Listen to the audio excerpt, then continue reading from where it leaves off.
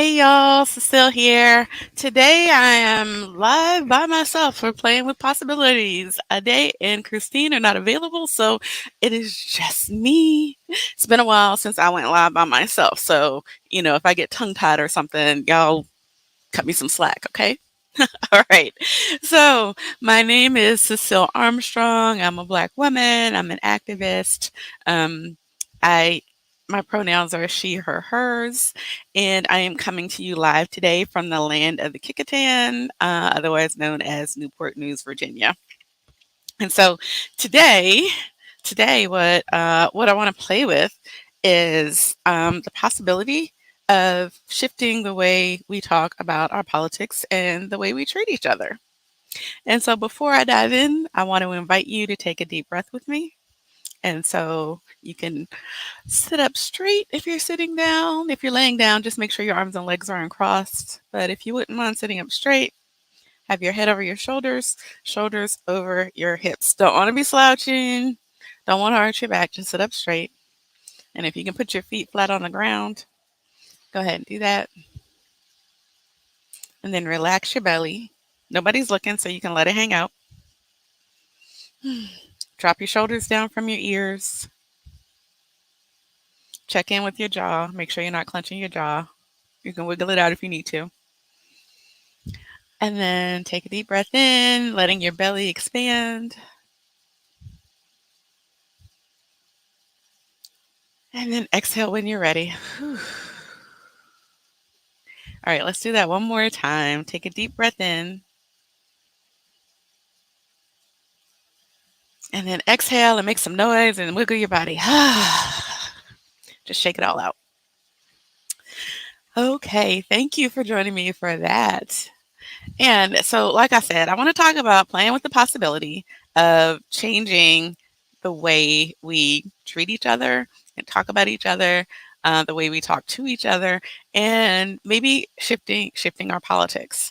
And before I even get started with that, I know that I'm going to hear what I hear from some people. They're like, "Oh, but the other side is so nasty. The other side," and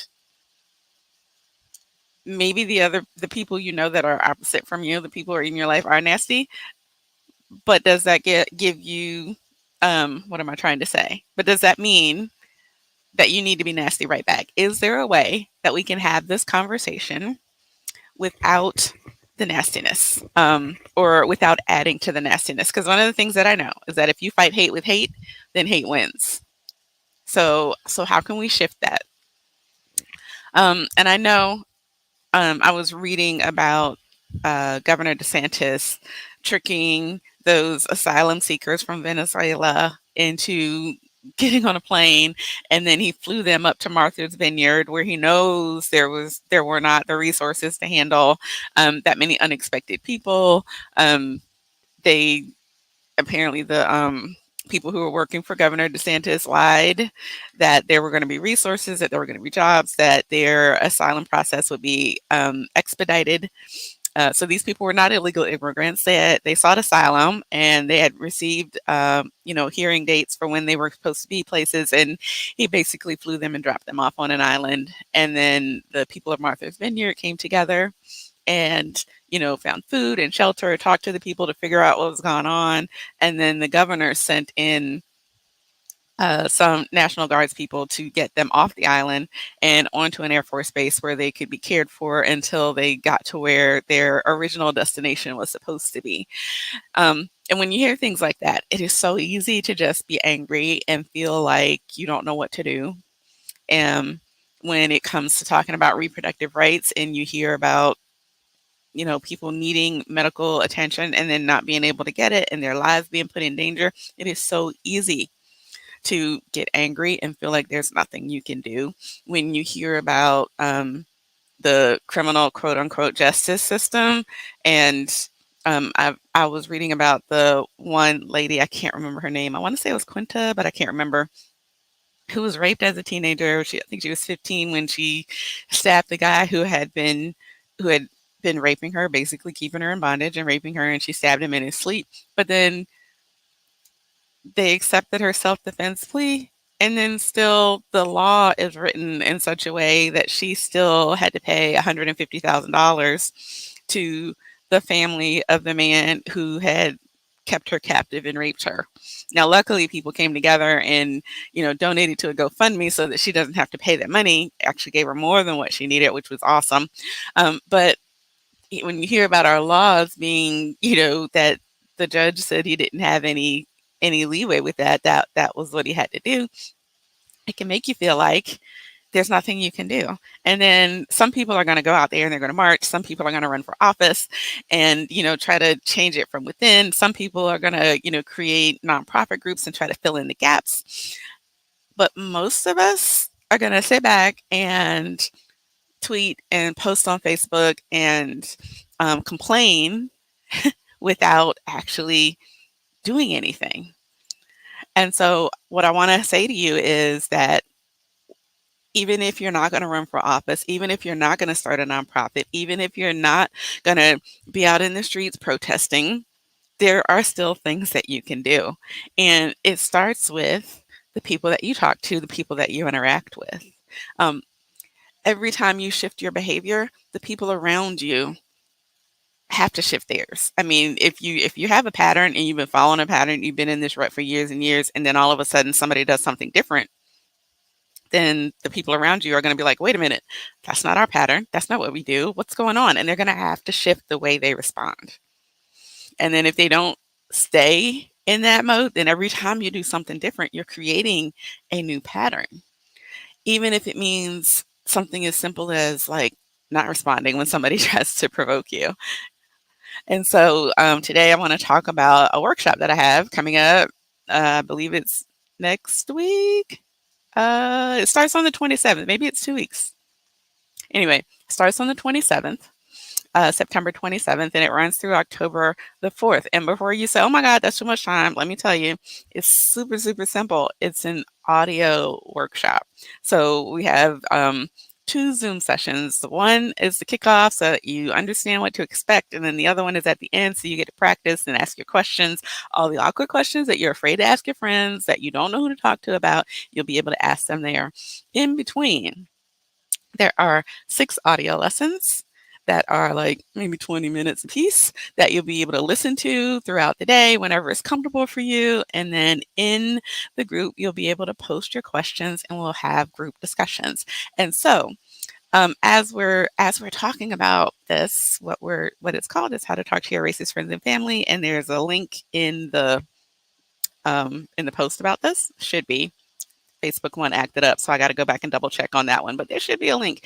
And if you're somebody who gets tongue tied, when you try to say something to speak up for human rights or against oppression or to speak up for, speak out against homophobia or whatever it is, if you get tongue tied and so you don't say anything, or if your friends and family and coworkers say things that bother you, but you just kind of duck your head down and you don't say anything because you don't know what to say, then this workshop is for you. If you're someone who has kids or grandkids or nieces and nephews, little kids around you, and you want to model this behavior so that they don't grow up awkward and not knowing what to say and not speaking out, you want to model this behavior so that they grow up knowing what's right and wrong and being able to speak to it, then this workshop is for you. All right, so stop and take a breath. So this workshop basically follows my 4 steps to making equity a habit, which are, let me put them up here for you. Self-care, know your facts, undo the work, and then rest and celebrate. Now, the self-care piece is crucial because I've been doing this work for longer than I want to say, let's say more than 20 years. I've been doing this work. And what I know is that if facts were enough, everybody would be eating healthy, exercising, drinking enough water, and getting enough rest. But that is not what we do because facts alone are not enough. What I found that works better is starting with getting in your body, starting with understanding what you're feeling, allowing yourself to have your emotions, knowing what it feels like to be in your body instead of in your head all the time. And when you do that, you create the space to take in things that you would otherwise just block out because it was too much for you. And so when you start with the self care and you let go of the blame, shame, and guilt for not knowing and for not doing more, then you create the space to do better. All right. And then the second part is know your facts. This is how you undo myths and lies. This is how you gain the confidence to speak because when you know what you're talking about, then you feel more confident to say something. So learn your facts, people. All right. And then the second part is to undo the work. That means going out in the community or saying something out loud in your household or speaking up at work and doing something to change things. Now, you might need to go back to the self care before you do this. You might need to take a deep breath. You might need to get grounded. You might need to meditate for a minute. But the way things change is by people doing something different. And that means speaking up, that means saying something. Okay. And then the fourth step, that rest and celebrate, that part is crucial because that is how you avoid burnout. So you rest, you give your body, your mind, your spirit, your emotions, you give all of that a chance to rest because you have just flooded your body with adrenaline from doing something that scares you that you're not used to doing. And so you need to let everything rest and come back to center. And then you got to celebrate your wins. All right. Even if your only win is that you tried, you need to acknowledge that you tried. And if your win is that somebody listened to you or that something changed, then awesome.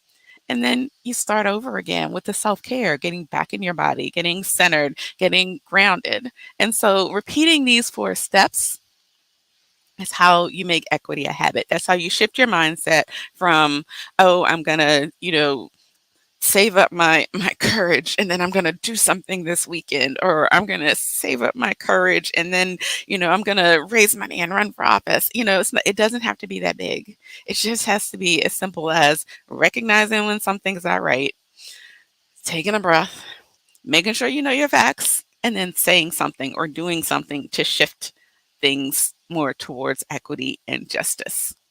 And like I said, it doesn't have to be huge. It could be as simple as, correcting someone when they say something, or explaining something to somebody who doesn't understand. Last week, Christine was talking about when she and her dad watching the news, and there was a black person who was on the news show, and he said, "Why does her hair look funny?" And Christine said, "You know, that's her natural hair." She, before now, a lot of black folks had to press their hair. They had to, chemically treat their hair to fit in so that white folks would be comfortable and not be afraid of our hair. But now people can wear their hair naturally and that's how our hair looks. And he was like, "Oh, okay. That right there, that was activism. That was the undoing the work part." And she said that, before it might have made her nervous to say something and she might have thought that she had to do something really big, but it was just something really small. Just explain. And he said, okay, and kept it moving. And so when I'm saying that this can become a habit, that's what I'm talking about. It's about recognizing when there's inequality, recognizing when there's injustice, recognizing when people have ways of othering other people, and then being willing to say something. It's not about accusation, it's not about blame, it's about shifting people so that they see the inequity and then they can adjust their behavior. And I know that there are some people that are never going to get it. There are some who are never going to get it. They don't want to. They love their hate. They love their bigotry. They are attached to it. That's what makes them feel good.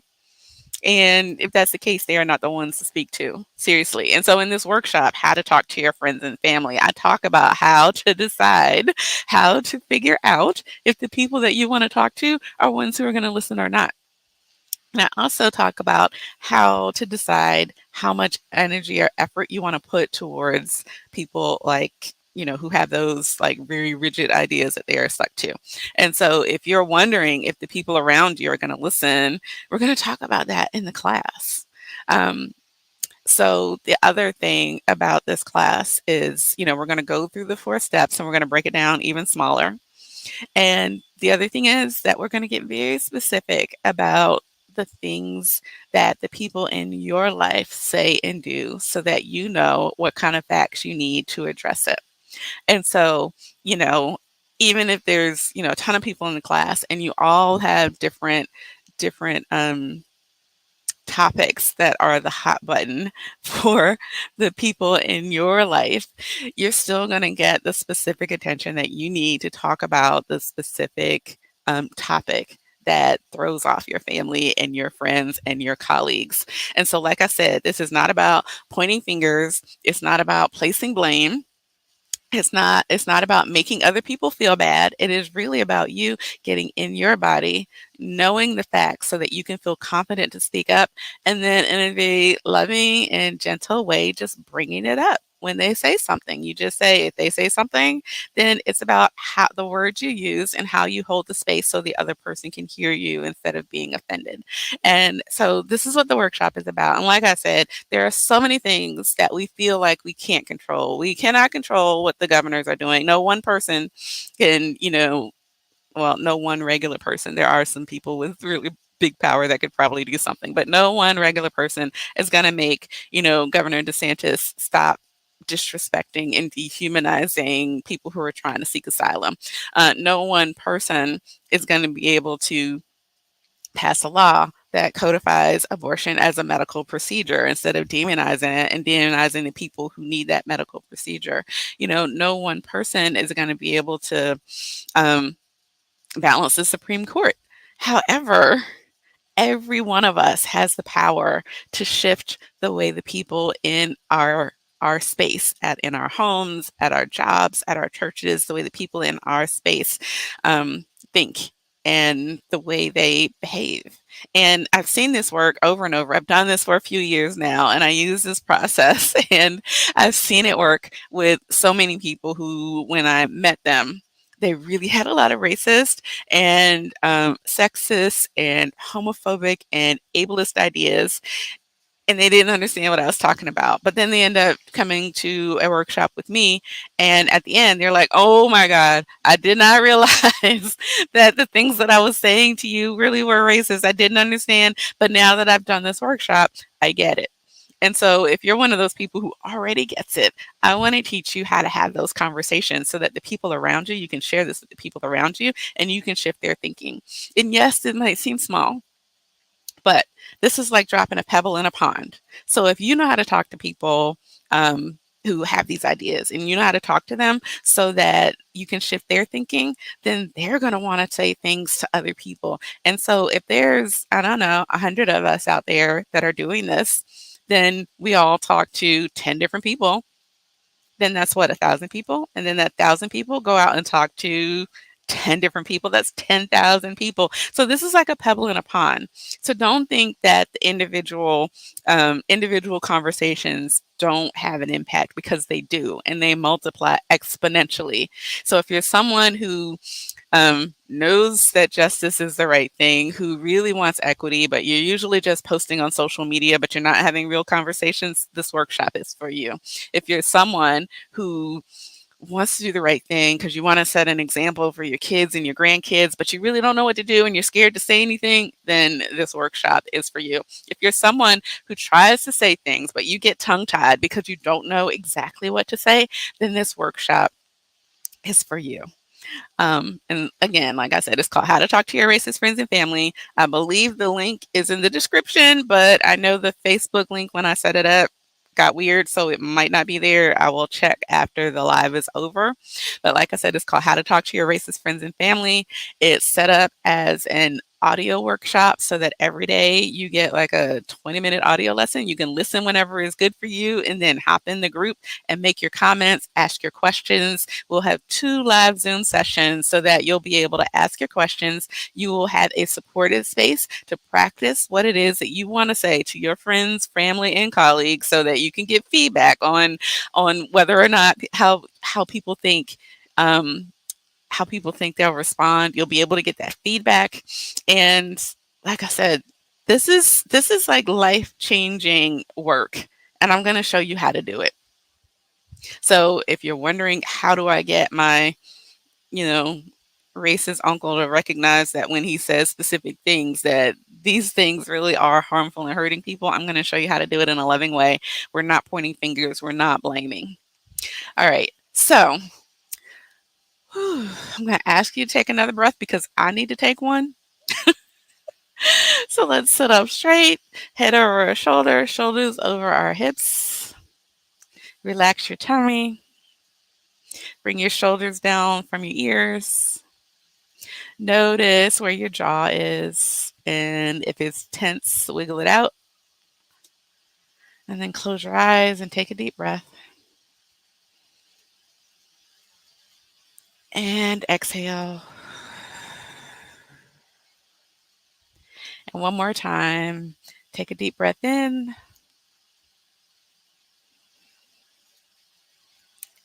And exhale. Awesome. And so before I log off, I want to just ask you to imagine what our world would be like if instead of pointing fingers and blaming and shaming other people for the way they think, that we could actually approach them and say something not nice, but at least neutral, at least neutral, pointing out that, yeah, I know you've believed this your whole life, but let me show you these facts. And knowing that facts don't change shit. Knowing that facts don't change people's behavior. So you've got to hold the space and you've got to be able to speak in a way that's not antagonizing people. And like I said, the people who are diehard into their bigotry, they thrive on their hate. Those are not the ones that you're going to be able to reach. But the people who are, casual racists, casual misogynists, casual ableists, those are the ones that you're going to be able to reach. The people who say, I don't really do politics, I don't want to know, those are the people that you will probably be able to reach. And so all of us have people like that in their lives. I've got a ton of people like that in my life, and I speak to them. It's not like I hound them and do it all the time, but imagine if everybody who knows better, instead of keeping it to ourselves or posting on social media, that when we're in those one-on-one spaces, or if we're in small groups and somebody does something, instead of putting your head down and eyeing the other people who get it, what if somebody actually spoke up and said, hey, you know what? I don't think that's right. And let me tell you why. Or, hey, you know what? Let me pull your side for a minute because you are the leader in this space and what you just said was harmful. And let me explain why. Well, if people did that all the time, if this was just the way that you think and this is the way that you live because you want to create equity and you want to create justice and you want to create a space where everyone feels safe, if the people who knew better actually lovingly called in the people who are not doing well, then the space would change. And keep in mind, too, that a lot of the people who do this stuff actually think they're doing okay. I've had so many people in my classes who at the end say, you know what? I thought I was a good white person, or I thought I was open-minded. I thought I was not racist, but the things that you're teaching me, I do a lot of those things. I didn't even know that I was, being not being inclusive. I didn't even recognize it. So there are a lot of people out there who don't even know, but then the people who do know around them don't say anything, and so it continues. And so these are the people. I'm blowing out. All right, come on, internet. So these are the people that are reachable. And if the people who know get over their fear of standing out, get over their fear of what's going to happen if they say anything, which is really outsized in our mind, if they get over that, then we can change things. And so, like I said, the link to how to talk to your racist friends and family should be in the description. I'm going to check it once I log off, and I hope you will join me. It starts September 27th, runs through October 4th. It's an audio workshop, so you'll be able to listen throughout the day when it's convenient for you, and then post in the group. And the people who have gone through the class have said they are less tongue-tied, they are more confident to speak up, and they really like the focus on the four steps because they forget the self-care piece, and getting grounded in your body is key because that lowers your anxiety. So you can do these conversations with less anxiety and with more confidence. All right. I will see you guys next time. I am sending you fierce love, and I will see you next week.